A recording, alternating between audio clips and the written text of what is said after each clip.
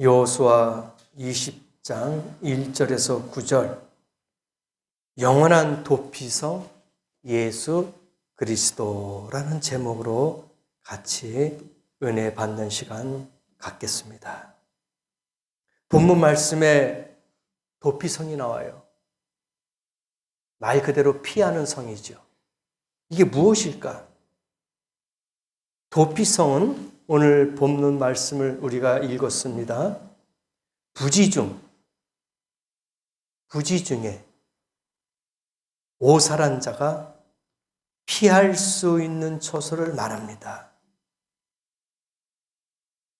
고의성이 없는 우연한 실수, 아무런 의도 없이 살인한 자를 위하여 이스라엘 전역 6군데에다가 만들어 놨던 거예요. 3절 말씀서부터 보면은 부지 중에 실수로 사람을 죽인 자를 그리로 도망하게 하라. 그렇게 나와 있어요. 왜냐? 이것은 너를 위해서 피의 보복자를 피할 곳이다. 그렇게 알려주고 있단 말입니다. 부지 중에 6군데예요. 그 6군데가 오늘 말씀 가운데 나오는데요. 게데스, 이거는 의라는 뜻입니다. 헤브론, 이거는 교제. 베셀, 이거는 요새라는 뜻이고요. 라못, 이것은 높음. 그 다음에 골란, 이거는 기쁨이다. 그렇게 되어 있어요. 이렇게 6군데가 7절, 8절 말씀 가운데 기록이 되어 있어요. 이 도피성은 예수 그리스도를 상징하고 있음을 기억해야 됩니다. 예수님을 알려주고 있어요. 이 도피성에는 몇 가지의 특징이 있었어요. 그 특징을 4가지로 말씀을 드립니다. 첫째가 도피성은 항상 열려 있었습니다. 하나님은 인간의 생명을 보호하기 위해서 24시간 도피성의 문을 열어두도록 했던 거예요. 도피성에 이르는 모든 길에는 장애물을 제거해 놓았고 이스라엘 전역 어느 곳에든지 도피성을 향해 가는 길에는 표지판을 설치해 놨어요. 안내판이라 이거죠. 이쪽으로 가면은 도피성이다라고 표지판, 안내판들이 있었다는 얘기입니다. 영원한 도피성 예수 그리스도의 구원의 문은 항상 열려 있는 줄 믿습니다. 닫혀 있는 게 아니에요. 열려 있습니다. 그 말씀, 이 하나님의 말씀을 통해서 우리에게 나침판이 된 거예요. 이게 안내판이에요. 이 말씀을 우리에게 알려줬어요. 천국 가는 길이라고, 예수님 앞에 나가는 길이라고 알려줬어요. 마태복음 11장 28절에 수고하고 무거운 짐진 자들아 다 내게로 오라. 내가 너희를 쉬게 하리라. 그렇게 말씀하셨잖아요. 누구든지라고 했어요. 어느 특정인들만 이야기한 게 아닙니다. 누구든지라고 하는 것은 모든 사람들이 해당되는 거예요. 그래서 이 도피성에 들어가는 자, 부지 중에 살인한 자, 죄를 지은 자는 누구든지 들어갈 수가 있다는 거예요. 자격을 이야기한 게 아닙니다. 주님 앞으로 오는 자는 누구든지 열려있는 문이 있는 줄 믿습니다. 그래서 이 말씀이 우리의 나침반이에요. 안내판이란 말입니다. 이 말씀대로 하면 천국 가는 줄을 믿습니다. 그래서 시편 46편 1절에 하나님은 우리의 피난처시요 힘이시니 환난 중에 만날 큰 도움이시라. 그렇게 있습니다. 도움이에요. 환난 때. 우리의 피난처가 되시고 우리의 힘이 되신다. 그렇게 고백합니다. 또 시편 62편 2절에 보니까 오직 저만 나의 반석이시요 나의 구원이시요 나의 산성이시니 내가 크게 요동치 아니하리로다. 반석입니다. 요새예요. 구원의 산성입니다. 요동치지 않는다 그랬습니다.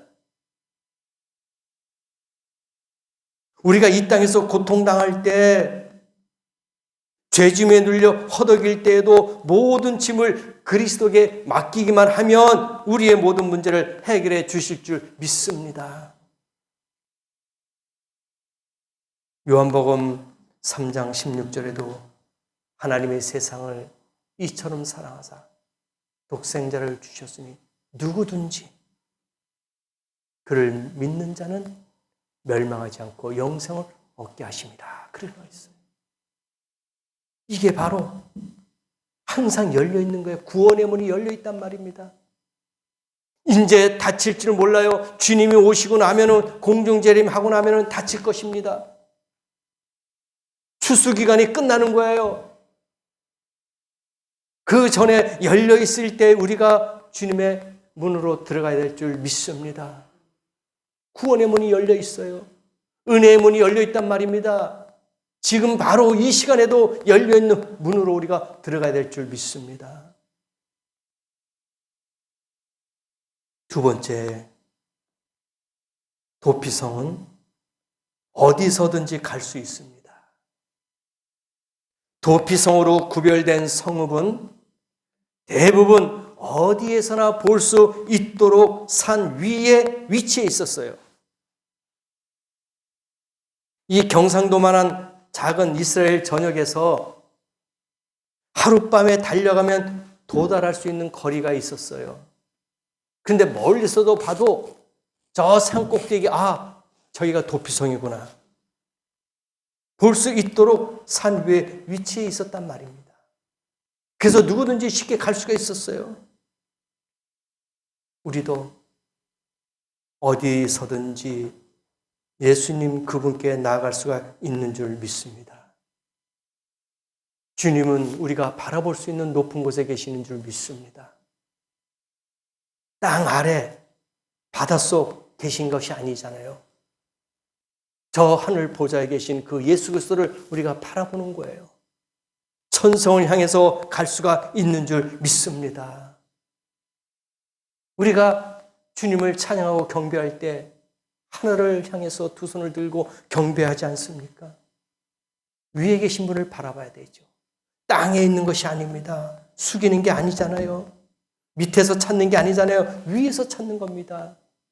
그래서 우리는 도피성이 높이 있어서 모든 사람들이 볼 수 있듯이 예수 그리스도를 모든 사람들이 볼 수 있는 저 하늘나라 쳐다보고 신앙생활을 해 나가야 될 줄을 믿습니다. 땅에 있는 것을 보지 마십시다. 땅에 집착하지 마세요. 땅에 있는 것을 수그리거나 얻고자 노력하지 마시란 말입니다. 하늘을 향해서 우리의 손이 올라가야 돼요. 하늘을 향해서 우리의 얼굴이 올라가야 될 줄 믿습니다. 세 번째가 도피성은 누구나 갈 수 있었어요. 누구나. 9절의 말씀 보니까요. 이스라엘 모든 자손, 유대인들이죠. 그들 중에 거류하는 거류민을 위하여, 그러니까 나그네들이에요. 유대인이 아닌 나그네들도 거류하는 거류민을 위하여 선정된 성읍들로서 누구든지, 그렇죠? 누구든지 부지 중에 살인한 자가 그리로 도망하여 누구든지 갈 수 있는 거예요. 어느 때까지? 오늘 말씀 보니까요.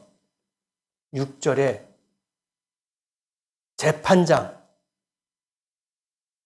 그 다음에 대제사장이 죽기까지 그때 당시에 재판장이라든지 대제사장이 살아있을 때는 안 되지만 죽고 난 다음에는 도피성에서 나올 수가 있었어요. 그러니까 그때까지 숨어 있어라. 그때까지 보살펴 주시는 거예요. 유대인뿐만 아니라 그 유대인 성읍에 거류했던 지나가는 나그네라든지 모든 사람들 누구든지 부지 중에 살인한 사람은 와라 이거예요. 그래서 누구든지 갈 수가 있었어요. 인종과 신분과 지위 여부를 막론하고 누구나 도피성으로 갈 수가 있었다는 겁니다. 마찬가지로 눈먼 사람, 병든 사람, 가난한 사람, 소외받은 자, 고아, 과부 등 누구나 영원한 도피성이신 예수 그리스도께로 갈 수가 있는 줄 믿습니다. 성경에 많은 예가 있잖아요. 사마리아 여인은 이방 여자였어요. 그러나 예수님께서 그를 살리셨어. 골렛에서 3장 11절에 보니까 헬라인이나 유대인이나 할례파나 무할례파나 야만인, 종이나 자유인이나 차별하지 않는다 그랬어요. 누구든지 그리스도께 나오는 사람들은 차별하지 않고 흑인, 백인, 황인종 여러 그러한 인종 떠나서 어떤 종파나 어떠한 할례파나 무할례파나 유대인이나 헬라인이나 이방인이나 모든 사람들이 다 차별 없이 거기로 들어갈 수가 있는 줄 믿습니다. 오늘도 주님 앞으로 나온 사람 구별 없어요. 차별 없습니다. 누구든지 주님 앞으로 나오는 사람은 하나님이 다 받아주시고 용납하시는 줄 믿습니다. 차별하는 것이 아닙니다. 구별하는 거 아니에요. 하나님이 세상을 사랑할 때는 누구든지 사랑하셨지 특별히 어느 인종만 어느 지역만 사랑한 게 아니란 말입니다. 오늘도 하나님께서 부르시고 있습니다. 누구든지 주님 앞으로 오면 구원받는 줄 믿습니다. 네 번째는요. 도피성은 모든 필요를 공급해 줍니다. 다 공급해 줘요. 부지 중에 살인했잖아요. 그러면 어떻게 돼요? 도피성으로 도망가잖아요. 그러면 그들이 부지 중에 사람을 죽였는데 무섭고 두렵지 않겠습니까? 그래서 도망가는 거예요. 도망갈 때 옷을 갖고 도망갑니까? 음식을 싸고 도망가요? 아니잖아요. 그냥 있는 그대로 그 몸 가지고 도망가잖아요. 준비한 게 없어요. 아무것도 없어요. 먹을 것도 없습니다. 입을 것도 없어요. 있는 그대로 도피성으로 도망갈 수밖에 없었던 거예요. 근데 그 안에 가면은 모든 걸 다 제공해 줍니다. 먹을 거, 입을 거, 쓸 거 다 공급해 줘요. 그곳에 가면은 대제사장과 주민들로부터 모든 것을 공급받았단 말입니다. 아무것도 가지고 가지 않았어도 거기서는 도울 수 있는, 도움을 받을 수 있는 그런 도피성이 되었던 거예요. 마찬가지로 영원하신 도피성 예수 그리스도께 나아가기만 하면은 부족함이 없는 하늘의 복과 땅에 기름진 것을 받을 수 있는 줄 믿습니다.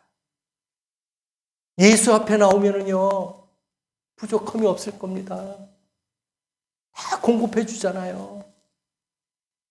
다 채워주잖아요. 우리가 예수 앞에 나올 때 뭘 가지고 나온 게 아니잖아요. 내 모습 있는 그대로, 죄인된 모습 그대로 나왔잖아요.